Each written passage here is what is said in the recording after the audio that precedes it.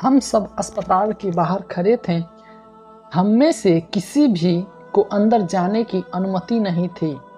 अंदर से अजीब सी आवाज़ें आ रही थी। आवाज़ किसी महिला की होनी चाहिए थी, लेकिन आधी रात को जब हम अंदर थे तो ये सभी महिलाएं क्यों चिल्ला रही थी। हम यहाँ आए थे और हमें पता था कि यहाँ सिर्फ एक ही मरीज है। थोड़ी देर बाद अंदर से एक नर्स आई और हमने उसकी हालत देखकर चौंक गए। उसे सांस फूल रही थी और वह अजीब तरीके से चल रही थी। मेरे ससुर तुरंत आगे आए। हम आगे बढ़े और उससे पूछा कि मामला क्या है। फिर उसने हमें कुछ ऐसा बताया जिसे सुनकर हम सभी हैरान हो गए, लेकिन उसका दूसरा बयान भी पिछले बयान से अजीब था। उसने कहा कि लुबना को अंदर बुलाया गया है। लुबना मेरा ही नाम था।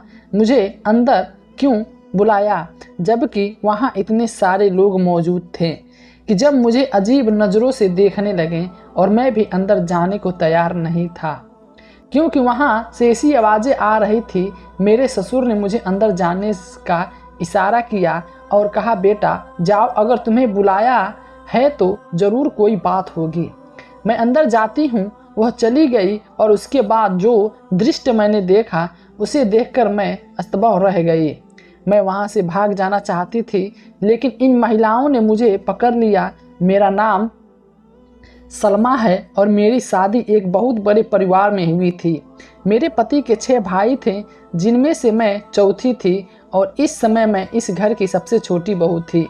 लेकिन मुझ पर पहले से ही बहुत दबाव था। दबाव इसलिए था क्योंकि तीनों बड़ी बहुओं में से किसी के भी बच्चे नहीं थे और हमारे ससुर बच्चों के लिए इतने पागल थे कि वह हमें अपने एक बच्चे को देखकर ही कह देते कि वह इस दुनिया में चले आना जाना चाहिए, जबकि उसकी तबीयत बहुत ख़राब थी। अच्छा था क्योंकि वह एक अमीर आदमी थे और उन्होंने सभी बेटियों को अच्छे घरों से लाया था, यानी उन्होंने लोगों की बहुओं को अपनी बहू बनाया था।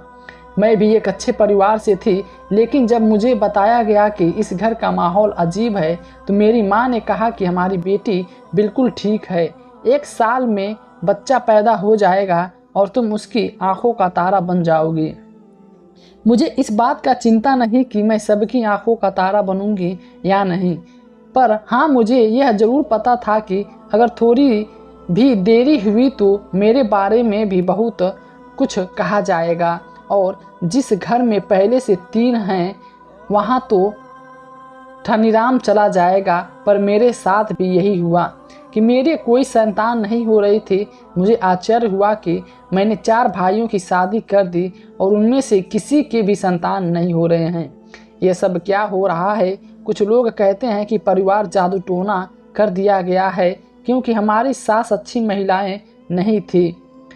अब वह इस दुनिया में नहीं है। मैंने कहा है उसने अपनी सास से बहुत अच्छा बुरा किया है और उसे उसकी सास से श्राप दिया है कि उसकी संतान नहीं होगी।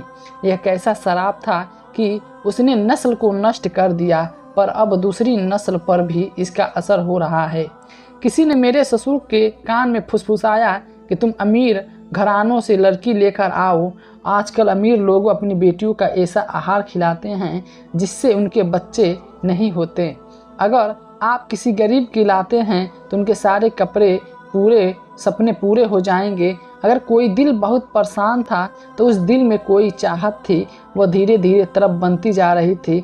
वह किसी की भी हो सकती थी। उसने बात मान ली और उस आदमी से कहा कि कोई लड़की ढूंढो।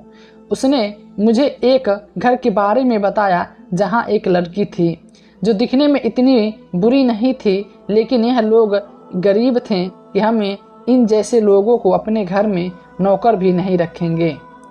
उस लड़की के 7 भाई थे और वह अकेली बड़ी बहन थी, इसलिए वह लोग कह रहे थे कि हम शादी तो कर देंगे लेकिन हमें हर महीने कुछ पैसे चाहिए होंगे। है भगवान, यह कैसे लोग थे? तो तनख्वाह के लिए अपनी बेटी बेचने जैसा है। वैसे भी वह लड़की घर में आई थी, वह बहुत मायूस लग रही थी। मेरे अपने 3 थे। धानीराम दूसरा एक ग्रुप था जिसमें मुझे अभी तक समूह नहीं मिला था और मैं ऐसा करना चाहता था क्योंकि वह बहुत ही नाटकीय किस्म की महिला थी और मुझे बुरा इंसान नहीं था। यह लड़की जो इस घर में आई थी वह मेरी भाभी थी, क्योंकि उसका पति मेरे पति से छोटा था। उसका नाम सारा था। वह एक गरीब परिवार की लड़की थी, लेकिन वह वैसे नहीं थी जैसा हमने सोचा था। वह साफ सुथरी थी। मेरे ससुर ने उसकी शादी बहुत धूमधाम से करवाई और इन लोगों को 300 की जगह 500 रुपये दिए। वह मुझे महीने का वेतन देने की बात की और वह पूरी ज़िंदगी के लिए उसके लिए उन्होंने कहा कि अगर मैं इस दुनिया से चला भी गया तो यह सिलसिला चलता रहेगा। मेरे ससुर के पास इतना पैसा था कि वह ऐसी बात कह सकते थे, ना कि आदमी वही कहता था जो वह कह सकता था। मैं तो उसके वही, लेकिन लड़की बहुत कमज़ोर थी। हम पर आरोप लगाया गया कि हम बीमार हैं और ठीक से खाना नहीं खाते। हम मूत्राशय के उपदात थे। यह लड़की उतनी मजबूत और स्वस्थ नहीं थी। उसकी हड्डियां भी उभरी हुई थी और बच्चे को जन्म देना एक स्वस्थ महिला का ही काम है, कमज़ोर महिला का नहीं।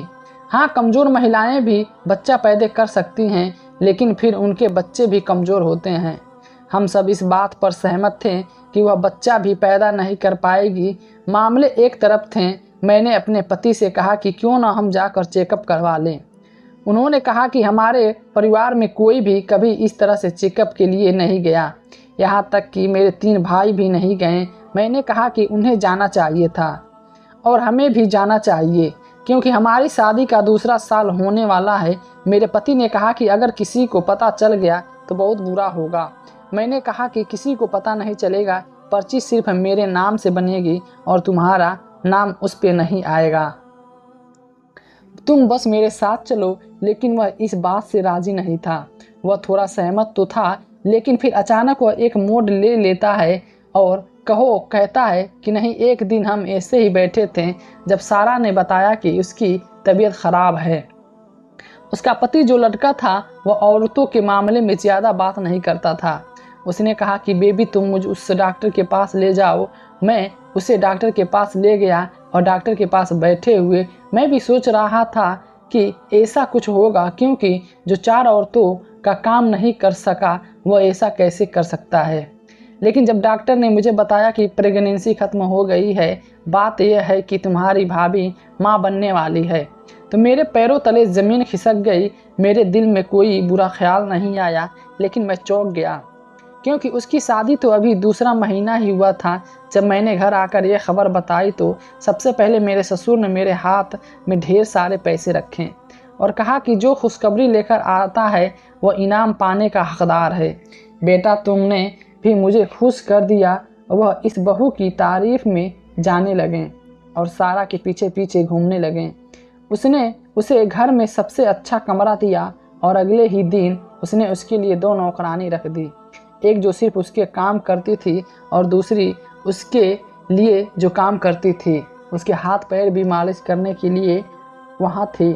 अब उसके कमरे में फल, दवाइयाँ, खाना, मांस, मछली, पुलाव, पता नहीं क्या क्या होने लगा और हम सब एक दूसरे के चेहरे देखने लगे। उसे ऐसे परोसा जा रहा था जैसे वह कोई राजकुमारी हो। मेरे जीजा ने कहा कि इस नदी का पानी पहली बूंद ही गिर गई है, यह कोई छोटी खुशखबरी नहीं है। मेरे ससुर ने बहुत दान पुण्य किया है। हम सबके लिए नए कपड़े बनवाए, घर में दावतें हुई, पार्टियाँ हुई, कुरान पढ़ी गई, बच्चे और माँ की तबीयत में सुधार हुआ।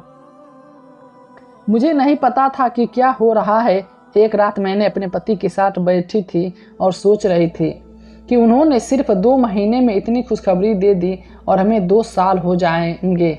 दूसरा साल पूरा होने वाला है और हमारे यहाँ ऐसी कोई बात नहीं है। क्या तुम्हें नहीं लगता कि यह सब बहुत अजीब है? फिर वह कहने लगे कि यह अजीब नहीं, यह सिर्फ किस्मत की बात है।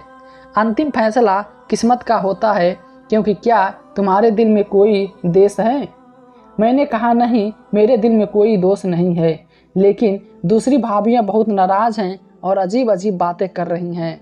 हालांकि मेरे ससुर सबको उनकी औकात में रखते हैं और सबके साथ सम्मान से पेश आते हैं, लेकिन वह हर पहलू से सोचता था। इसलिए उसने यह आदेश दिया था कि सारा के कमरे में खाना नहीं परोसा जाना चाहिए। जो भी चीज़ बाहर निकाली जाएगी सबसे पहले उसकी नौकरानी उसे खाएगी और उसका खाना उसकी नौकरानी खुद बनाएगी। वह किसी के हाथ से ली गई कोई चीज़ नहीं खाएगी। उसने ये सब कब सोचा जब यह बात उसको समझ में आई गई, क्योंकि ऐसे घरों में जहाँ इतनी संपत्ति हो वह वारिस पैदा करना बड़ी बात है। तो ऐसे चीज़ों के बारे में भी सोचना पड़ता है। सारा का पति बहुत सीधा साधा आदमी था। वह किसी भी मामले में कुछ नहीं बोलता था। उसे पता नहीं था कि क्या हो रहा है, कि घर पर क्या हो रहा है। वह सुबह जाता और शाम को आ जाता। मेरी दूसरी भाभी के दिल में सारा के लिए नफ़रत और ईर्ष्या थी, लेकिन मेरे दिल में सिर्फ उसके लिए ईर्ष्या थी और उसके लिए खुश लिए और बड़ा काम किया। और उसका नसीब है वह मेरा भी दोस्त है और मुझसे अपने दिल की बातें किया करता था। कभी कभी जब मैं उसके साथ बैठ के बातें किया करती थी तो मुझे लगता था कि वह बहुत होशियार है।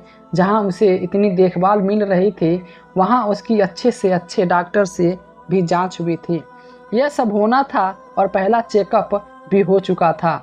लेकिन जब उसका गर्भ थोड़ा आगे बढ़ा तो वह कुछ अजीब सी बात पर अड़ गई और कहने लगी कि उसे किसी और डॉक्टर के पास नहीं जाना चाहिए, लेकिन एक दाई है जिसके पास मेरी माँ के सभी बच्चे पैदा हुए हैं, उसका इलाज किसी से करवाना है। बात ससुर तक पहुँची। उन्होंने भी समझाया कि आजकल दाई को ज़्यादा कुछ पता नहीं है, यहाँ बच्चा हमारे लिए बहुत महत्वपूर्ण है। बेटा लेकिन यह अड़ी रही और रोने लगी। उन्होंने कहा कि उसे कहो कि रोए नहीं, बच्चे को बुरा असर पड़ेगा। उसे कहो कि ठीक है, जो कहेगी वही होगा। उन्होंने सोचा होगा कि चलो इस मामले में ऐसा ही करते हैं। बाकी अंतिम औपचारिका जैसे चेकअप आदि अस्पताल जाकर पूरी करनी थी, इसलिए उन्होंने सबकी बात मान ली। उसके खाने पीने का ही नहीं बल्कि उसकी ज़रूरतों का भी ख्याल रखा जा रहा था। उसे हर रोज़ कोई न कोई तोहफा दिया जा रहा था। ऐसी कोई चीज़ आती थी जिससे वह खुश हो जाती थी। उसके घरवाले भी एक गुमनाम इनाम मिलता था। उनका घर बदल गया था। एसी, फ्रिज, सोलर सिस्टम सब कुछ उसके घर में आने लगा था ताकि चैन से रह सकें। उसकी खुशी देखकर सारा बहुत खुश और शांत और वह किस्मत वाली थी और वह 7 भाइयों की इकलौती बहन बनकर उस छोटे से घर में बैठी थी और सारे काम कर रहे थे। अब वहाँ वह रानी की तरह अपनी ज़िंदगी जी रही थी। यह उसका सौभाग्य था और क्या हो सकता था। लेकिन किस्मत को कुछ और ही मंजूर था, क्योंकि 9 महीने बीते जाने के बाद भी बच्चा पैदा होने की कोई संभावना नहीं है। जब दाई से पूछा गया तो उसने कहा कि उसे अभी तक उसकी नियत तारीख याद नहीं है। मुझे इसके साथ रहते हुए 8 महीने भी नहीं हुए थे और उस समय डॉक्टर ने मुझे बताया कि मामला क्या है। मुझे पता था कि समय ख़त्म हो गया है, लेकिन कुछ लोगों के लिए समय ख़त्म हो गया है, लेकिन उसका समय बहुत ख़त्म हो रहा था। वह अभी भी आराम से घूम रही थी और डॉक्टर के पास नहीं जाती थी। जब हम उसे डॉक्टर के पास ले जाने की बात करने तो रोने लगती थी, ज़िद्दी हो जाती थी। दूसरे दिन मुझे बहुत गुस्सा आया। सबने कहा कि बच्चे की जान को ख़तरा हो सकता है, तुम डॉक्टर के पास क्यों नहीं जाना चाहती, तुम्हारा समय ख़त्म हो रहा है। फिर वह इतना रोई कि रोते रोते बेहोश हो गई। साथ ही उसके घर में सभी सदस्य एक लाइन में खड़े कर दिए गए और कहा, तुम लोग उसके पीछे क्यों पड़े हो? जब बच्चा ठीक है तो तुम सबको उसको लेना देना क्या है? तुम सब इस बच्चे के दुश्मन हो क्योंकि परिवार का वारिस है और पहला वारिस तुम लोग इसलिए चिढ़ रहे हो क्योंकि तुम्हें बहुत कुछ मिलने वाला है, जबकि हम में से ज़्यादातर लोग के दिल में ऐसा ख्याल नहीं था। उसने सबको डांटना शुरू कर दिया और कहा कि मेरी बहू जो कहेगी वही होगा। अब वह मेरी बहू नहीं, मेरी बेटी है। अब उसका यह प्यार जो सारा के लिए बढ़ रहा था उसके लिए सिरदर्द बन गया था। सारा के अलावा कुछ दिखाई नहीं दे रहा था। वह कहती थी कि ऐसा करता रहता है, यहाँ कह देना मेरे पिता के लिए एक कार खरीदी जानी चाहिए ताकि वह अपना कोई कारोबार कर सके। मेरे ससुर ने और कुछ नहीं कहा और अपने पिता के लिए एक कार खरीद दी। मैंने अपने पति के लिए कार खरीद दी और उन्होंने मेरे कहा कि सुबह सुबह बहुत हो गया, अपने माता पिता पे इतना पैसा खर्च कर रही है और तुम्हारे पिता कुछ नहीं बोल रहे हैं। मेरे पति ने कहा, क्या तुम्हें लगता है कि मैं अपने पिता को रोक सकती हूँ? हाँ, मैं उन्हें नहीं रोक सकती, वह वारिस के पीछे पागल हो गए हैं। वैसे तुम मुझे एक बात बताओ, यह कैसी लड़की है? तुम उसके साथ उठती बैठती रहती हो। हमारे घर का माहौल ऐसा था कि देवर भाभी अपनी हद में रहते थे। मैंने अपने पति से कहा कि मैंने उसे कभी अपनी किसी भी भाभी से खुलकर बात करते नहीं देखा और मेरा भी सबके प्रति यही रवैया था। मैंने कहा कि लड़की ठीक लगती है, लेकिन कभी कभी वो बहुत चालाक लगती है और अपने परिवार की परवाह नहीं करती। वह रहती है और सिर्फ अपने परिवार के बारे में बात करती रहती है। अब वह कह रही थी कि उसके पापा ने घर में एक फ्रिज रख दिया। वह छोटा सा है, इसलिए अगर आप उसके लिए बड़ा डीप फ्रीजर खरीद सकते हैं तो बहुत आसान होगा। एक बात यह है कि उसका दिमाग सिर्फ अपने परिवार वालों के लिए काम करता है। मेरे पति ने मेरी बात ध्यान से सुनी और चुप हो गए। मैंने कहा, तुम्हारे दिल में क्या चल रहा है? तो उन्होंने कहा, कुछ नहीं, बस दुआ करो कि जो कुछ भी हो रहा है जल्दी ख़त्म हो, क्योंकि अब मैं तंग आ चुकी हूँ। क्योंकि वारिस पास आ जाए, मेरे पापा उसका वारिस मिल जाए और उसका ये ड्रामा ख़त्म हो जाए। हम आगे बढ़ेंगे। और सारा को 2 भाई हमारे दफ्तर में आए और 15-15 लोगों को लेकर हज गए। हमने उन्हें आईफोन को भी खरीद के दिया है और ऊपर से पापा का ड्रामा कभी ख़त्म नहीं होता है। जो कोई सारा को कुछ कहे तो उसे ख्याल रखना और करो, ये पागल हो गई हैं। मैंने अपने पति से कहा कि जब आपकी यह हालत है तो सोचिए मुझे कैसा लग रहा होगा। मेरे पति ने कहा कि मुझे पता है, लेकिन हमें यह सब कुछ सहना पड़ेगा और मैं यह सोचकर कि मुझे भी यही सब सहना पड़ेगा। अगर यही हाल है तो मेरी भाभी का क्या होगा, जिनके दिल में सिर्फ नफरत थी और वह भी पूरी तरह से समय बीतता जा रहा था। पता नहीं कि महीने बीत गए थे। अब सब उनसे यही कह रहे थे कि बच्चा इस घर में के लिए बहुत ज़रूरी है, इसका ख्याल रखना, अपने जिद छोड़ देना। इतना कि एक दिन मेरे ससुर ने भी कह दिया, बेटी तुम बेवजह जिद कर रही हो, तुम्हें आज ही डॉक्टर के पास जाना चाहिए। फिर वह उनके साथ भी बदतमीजी करने लगी और कहने लगी कि तुम्हें बच्चा पैदा करने के बाद ही दूंगी, अब तुम बीच में क्यों बोल रहे हो? आज तक इस घर में किसी ने भी मेरे ससुर के सामने ऐसा नहीं बोला था, लेकिन उन्होंने भी बर्दाश्त किया। लेकिन फिर भी उनके मन में यह ज़रूर आया होगा कि जिसके लिए मैंने इतना सब कुछ कर रहा हूँ उसने मुझे जवाब दिया है कि यह मेरा फ़र्ज़ है। ससुर जी और उनके कमरे में जाकर उनका हाल चाल लेता था। जब मैं वहाँ गया तो वह बैठे रो रहे थे, लेकिन मुझे देखते ही उन्होंने अपने आंसू छुपा लिए। मैंने उनसे पूछा कि अब्बू क्या बात है? तो उन्होंने कहा, बेटा मैं चाहता हूँ कि सारा मेरी सारी बहुओं से सबसे समझदार और अच्छी इंसान हो। तुमने इन तीनों को देखा है, वो सिर्फ चालाकी और ड्रामा करवाती हैं, और यह बेचारी लड़की भी एक छोटे से घर से है जो गरीब से मजदूर में है। मैंने तुम्हें इतना परेशान करके रखा है कि वह और क्या सोचेगा, लेकिन तुम एक इज्जतदार घर की लड़की हो और तुम पढ़ी लिखी और समझदार हो। तुम्हारे संस्कार और अच्छे नैतिक मूल्य हैं और मैं चाहता हूँ कि मेरे वारिस में भी यह सारे गुण हों, लेकिन ऐसी बदतमीज लड़की का बच्चा भी उसकी तरह बदतमीज होगा। मैंने कहा कि यह तो किस्मत की बात है, अब हम क्या कर सकते हैं? उसने कहा कि हाँ, पर तुम सारा के साथ बहुत दोस्ताना व्यवहार रखते हो, इसलिए तुम्हें उसे समझाना चाहिए कि उसका व्यवहार थोड़ा सुधर जाए और हम डॉक्टरों के पास जाएं। मैंने उसे समझाया नहीं, पर अगले दिन उसकी हालत इतनी ख़राब हो गई उसे डॉक्टर के पास ले जाना पड़ा। मैंने डॉक्टरों को बताया कि वह 15 महीने की गर्भवती है तो डॉक्टर हैरान हो गए। उसने कहा कि तुम क्या बात कर रहे हो, ऐसा कैसे हो सकता है? सबने कहा कि ऐसा है। डॉक्टर ने कहा ठीक है, फिर तुमको बहुत बड़ी गलती कर दी, अब पता नहीं क्या होगा। मुझे उम्मीद नहीं है कि मैं तुम सबको कोई अच्छी खबर दूंगी। हम चिंतित हो गए और सब अस्पताल चले गए। हम आए, किसी अंदर जाने की इजाज़त नहीं थी। हम सब बाहर बैठकर, मेरे ससुर सबसे ज़्यादा चिंतित थे। उन्होंने सभी से कहा कि प्रार्थना करो और किसी की जुबान बंद नहीं होनी चाहिए। सभी मेरी बेटी और उसके होने वाले बच्चे के लिए प्रार्थना करो। और उन्होंने भी यह कहा, मुझे बेटा चाहिए या बेटी, मुझे पोता चाहिए या पोती। वे सब नहीं कहते थे कि जो भी बच्चा हो वह सुरक्षित सी दुनिया में आए। यह उनकी अच्छी बात थी कि वारिस कहते थे, लेकिन वह कहते थे कि मुझे लगता है कि मुझे मेरी बेटी हो जाए तो मुझे कोई दिक्कत नहीं। मैंने इतने खजाने देखे हैं कि थोड़ी सी खुशी में भी खुश हो जाऊं, लेकिन आज हम में से कोई खुश नहीं होने वाला था, क्योंकि अभी कुछ ही समय बीता था कि अंदर से एक अजीब सी अनुभूति होने लगी। आवाज़ें आने लगी। खैर, आवाज़ें अजीब होनी थी क्योंकि सुबह का समय था, 3-4 बज रहे थे और आसपास कोई नहीं था। डिलीवरी केस सिर्फ सारा का था, लेकिन आवाज़ें ऐसी आ रही थी जैसे कोई झगड़ा हुआ हो अंदर। क्या चल रहा है? उसके घर वालों को भी बुलाया गया, वो भी आए और उसके चेहरे से गुस्से भी भरे हुए थे।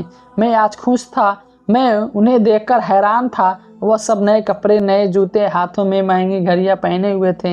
यह सब सारा के वह तोहफे थे जो उन्हें मेरे ससुर ने दिए थे। और कुछ ऐसी चीज़ें थी, एक टैबलेट भी थी जो सारा को दी गई थी, लेकिन वह उसने भी थोड़ी देर बाद एक नर्स बाहर आई और कहा, सब ठीक है। उसने कहा कि हम आपको बाद में बताएंगे। मुझे ये बात भी परेशान कर रही थी कि अगर ठीक है तो यह सब क्या हो कह रही है। उसने ऐसा क्यों कहा कि वह बाद में बताएगी, और थोड़ी घबराई भी लग रही थी, जैसे उसे भी समझ नहीं आ रहा था कि क्या हो रहा है। तभी एक नर्स फिर से उसे चेक करने के लिए बाहर आई। स्थिति थोड़ी भी अजीब थी। वह कहने लगी कि लुबना को अंदर बुलाया है। यानी सब हैरान थे। पूछा, किसको बुलाया है? तो उसने कहा, सलमा को बुलाया है और वह अंदर भेजो। मेरे ससुर ने मेरे कंधे पे हाथ रखा और कहा, जाओ बेटा, अगर बुलाया है तो ज़रूर कोई बात है। अंदर गए तो सामने का एक नज़ारा देखकर हैरान रह गए। जैसे ही मैंने बच्चे को देखा, मेरी आंखों से आंसू भर आए और मैंने अपना दुपट्टा चेहरे पे डाल लिया और सोचने लगी कि यह क्या हो गया। हमें सारा की हालत भी बहुत ख़राब थी। ऐसा लग रहा था जैसे वो अपनी आखिरी सांसें ले रही हो। उसने कहा कि मुझे तुमसे बहुत ज़रूरी बात करनी है। भाभी, मैंने झूठ बोला था। मुझे प्रेग्नेंट हुए 15 महीने भी नहीं हुए थे। मैंने 7-8 महीने पहले ही उससे कहा था कि मैं माँ बनने वाली हूँ, ताकि सबको मुझ पे हमदर्दी, और ससुर जी भी मुझसे ढेर सारी हमदर्दी दें, तोहफे और पैसे वगैरह दें, क्योंकि मुझे इसी काम के लिए वहाँ भेजा गया था। मुझसे कहा गया था कि वहाँ जाकर उनमें से एक न एक, बल्कि अपने घर की गरीबी ख़त्म कर दूँ। मैंने यह सब किया, लेकिन शायद मुझे झूठ बोलने की सज़ा मिली है। मेरे बच्चों की हालत देखो कैसी है और मेरी भी हालत ठीक नहीं लग रही है।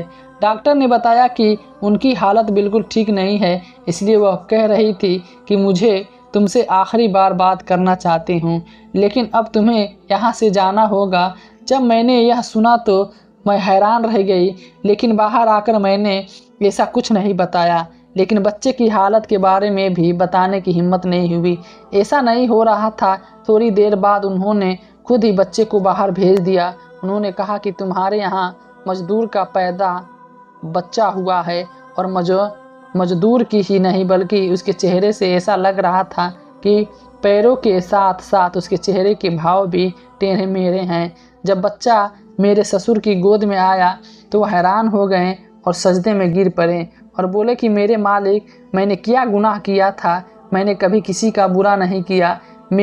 फिर मेरे साथ ऐसा क्यों हो गया? लेकिन उन्हें कौन समझाएगा कि उनके गुनाह की सज़ा नहीं मिल रही थी, या किसी के झूठ और धोखे की सज़ा थी। यह कह रहे थे शायद उनकी बहू जान नहीं पाएगी। अब मेरे साले भी परेशान हो गए, लेकिन फिर अल्लाह ने सही किया और सब कुछ ख़त्म हो गया। ऐसे वायरस से पीड़ित होने के बेहतर है कि उसे छोड़ दिया जाए, क्योंकि उसका जीवन बहुत मुश्किल हो जाएगा। उसे कई डॉक्टरों को दिखाया गया। सभी ने कहा कि यह बच्चा कभी अपने पैरों पे खड़ा नहीं हो पाएगा। उसकी हड्डियां टेढ़ी है, हालत बहुत गंभीर है। उसे हमेशा किसी के सहारे की ज़रूरत पड़ेगी। इस दुख ने मेरे ससुर के दिल में इतना छू लिया कि वह बिस्तर पे गिर पड़े।